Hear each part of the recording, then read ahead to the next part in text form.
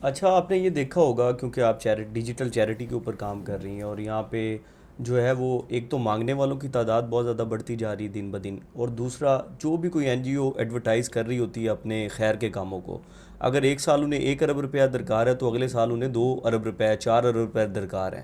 پچھلے رمضان میں نے یہ نوٹس کیا کہ این جی اوز بڑے فخریہ انداز سے یہ بتا رہی تھیں کہ اس دفعہ کھانا کھانے والوں کی تعداد بڑھ گئی۔ تو اگر ہم اس کو دیکھیں سسٹینیبلٹی کے اینگل سے تو یہ کوئی خوشی کی خبر تو نہیں ہے کہ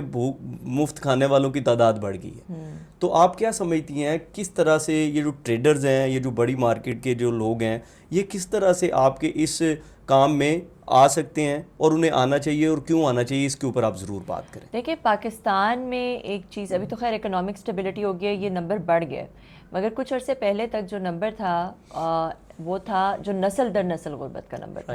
اور نسل در نسل غربت ہے جنریشنل پاورٹی، کہ آپ غریب، آپ کے جنریشنز پہلے بھی لوگ غریب تھے،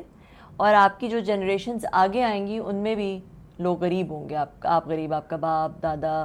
غریب، پھر آپ کے بچے غریب، آپ کے پوتے غریب۔ تو یہ ورلڈ بینک کی ایک رپورٹ تھی، اس کے مطابق یہ ہوتی اس لیے ہے، اور اسپیشلی ہمارے ملک میں بہت زیادہ ہے، کیونکہ جب بچہ چھوٹا ہوتا ہے اس کو فوڈ سیکیورٹی نہیں ملتی، مطلب اس کی نیوٹریشنل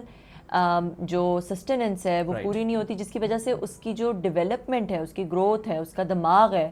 وہ پوری طرح سے نہیں اس طرح سے بنتا جس طرح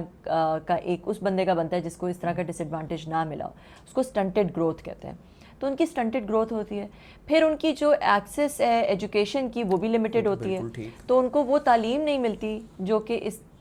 طرح کے ڈس ایڈوانٹیج میں بندہ نہیں ہے اس کو ملتی ہے۔ وہی بچہ جب بڑا ہوتا ہے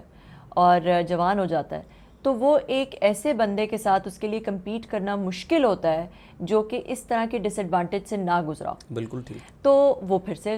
دے اینڈ اپ بینگ پور اگین، پھر سے دوبارہ سے غریب ہو جاتے ہیں۔ تو اس وجہ سے یہ جو نسل در نسل غربت ہے، اس کو سالو کرنے کا یہی طریقہ ہے کہ آپ کسی کو ایک جنریشن کے لیے سپورٹ کریں، ایک جنریشن کو سپورٹ کریں، میک شور کریں کہ ان کے بچے جو ہے وہ بھوکے نہ سوئیں، ان کی نیوٹریشنل نیڈ پوری ہو، اور ان کو اچھی ایجوکیشن ملے اور اچھی ہیلتھ ملے۔ تو یہ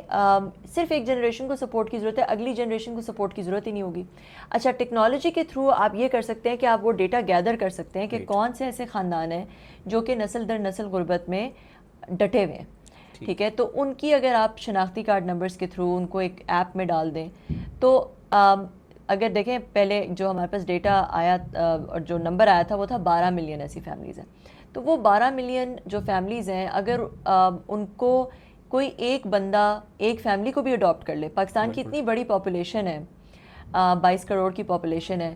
10 ملین پاکستانیز تو ابراڈ ہیں جو باہر پاکستان سے باہر رہتے ہیں اور اچھا کماتے ہیں۔ تو اگر ایک خاندان کو بھی اڈاپٹ کر لیں کہ بھئی ہم ان کی ذمہ داری لیتے ہیں کہ ان کو فوڈ سیکیورٹی پرووائڈ کریں گے اور ان کو اچھی ایجوکیشن دیں گے، تاکہ ایک جنریشن کو دیں گے، تاکہ یہ پوری فیملی جو ہے، یہ پورا خاندان جو ہے یہ گریجویٹ ہو جائے، مطلب کہ یہ نکل آئے اس جو جنریشنل پاورٹی ہے، جو نسل در نسل غربت ہے، اس میں سے یہ نکل آئے۔ تو یہ ہم چاہتے ہیں کہ اچھا، اور پھر ٹیکنالوجی کا فائدہ یہ ہوتا ہے کہ ایکویٹیبلٹی آ جاتی ہے۔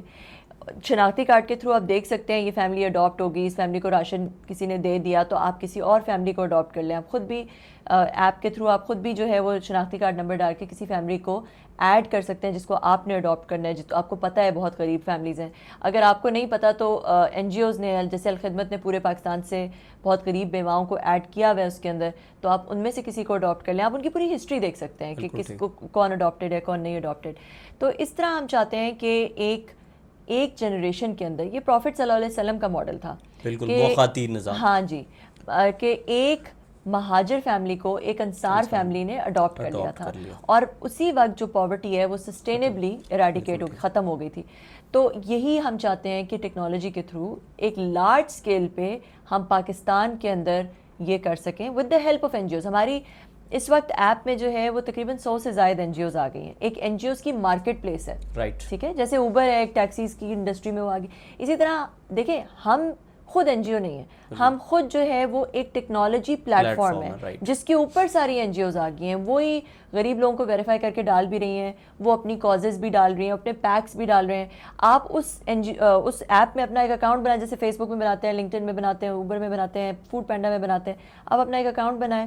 اور آ کے دیکھ لیں، ساری این جی اوز کی سب چیزیں آپ کو ایک ہی جگہ پہ نظر آ جائیں گی. آپ شناختی کارڈ نمبر کسی کا ڈال کے اس کو راشن دے سکتے ہیں، شناختی کارڈ کسی بچے کا ڈال کے اسے اسکول کی فیس اسکول میں ڈائریکٹلی چلی جائے گی، اور آپ کو اس بچے کا رزلٹ اور اٹینڈنس بھی نظر آئے. آپ کسی کو ووکیشنل ٹریننگ دینا چاہتے ہیں، وہ دے دیں 6 مہینے کی آئی ٹی ایجوکیشن کے بعد، وہ بندہ کمانے کے قابل ہو جاتا ہے. بالکل ٹھیک ہے.